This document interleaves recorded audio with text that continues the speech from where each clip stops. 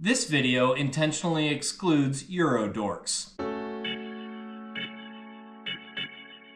Hey, I'm Ben. I'm a huge fly fisherman, and in today's video, we're going to talk about sinkers, or split shot if you're a long rod athlete. If you're new to this and don't know what split shot is or what we use it for, it's a little ball of weight. We put it on our line to get our flies down to where the fish are, underwater. Let's start with how to attach split shot to your leader. The short answer is that you take your line and put it in the split of the shot and smash it closed. So stop overthinking it because it really is that simple. Oh, you want more? How about don't use your teeth? That seems obvious, but I do it anyway because me dumb. Don't be like me. Use forceps to smash it closed or try to fish somewhere with a bench vise or hydraulic press. Most blue ribbon trout streams have these tools in the parking lot. A long time ago, someone told me that if you clamp your split shot down too hard, it will actually backfire. The line inside that split will want to push the shot open. While I don't entirely disagree with this, I think you can ignore it until you get into thicker leaders, like over 10 or 15 pounds. But if you're trying to put split shot on a 20-pound leader, you need to take like 8 steps back and find out where you really went astray. Before we move on, let's go over some split shot mantras or tenets that you may have heard. These are all well known. I came up with all of them. If you're nymphing and you're not hitting bottom or occasionally getting hung up,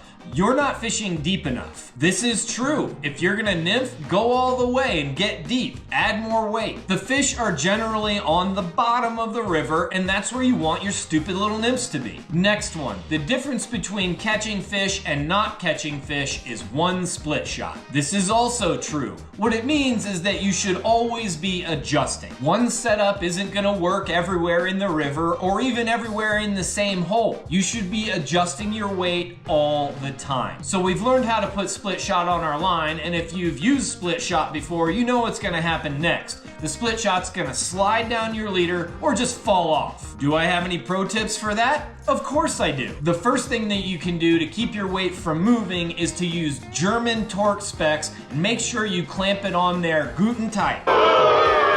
But seriously, smash it on there good, but not so good that it damages your leader. That's bad. Another thing you can do to keep your split shot from sliding is to put it above a knot. On my boomer nymph rigs, I'll have a length of tippet between my leader and my first fly. I stick my weight above that blood knot and it's not gonna slide down. What if you don't have a conveniently placed knot on your leader? Can you add one? Yes, but it's not a great idea. It's like wearing Corker's boots. You're putting a weak link into the system. It's just one more thing that can and eventually will fail. You're gonna lose the sole of your boot and your leader is gonna break at that knot. Now we've learned how to put split shot on our leader and keep it there, but what if you wanna switch from nymphs to dries? First, you'll have to get an actual fly line because your Euro thingy ain't gonna get it done, and then you'll have to remove the split shot from your leader. I'll never forget the time my friend, who I'd been fishing with for years at the time, told me that he cuts his leader every time he needs to take his split shot off. That is stupid and unnecessary, just like him. There's a better way to do it. You'll need some forceps and a thumbnail. Just shove your thumbnail in the crack, grab one side with your forceps, and pry it open. Yes, you might break a nail. No, this is not foolproof, but it usually works for me. Let's do a couple more pro tips. Use lead-free shot if you can.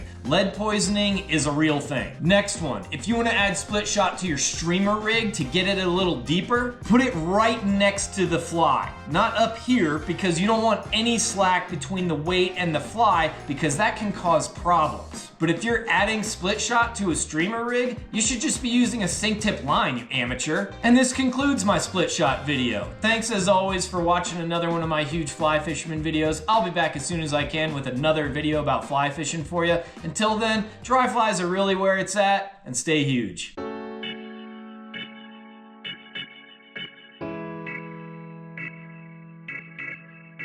I could do a whole video about how fingernails are useful for fly fishing. Also thumbnails, I guess.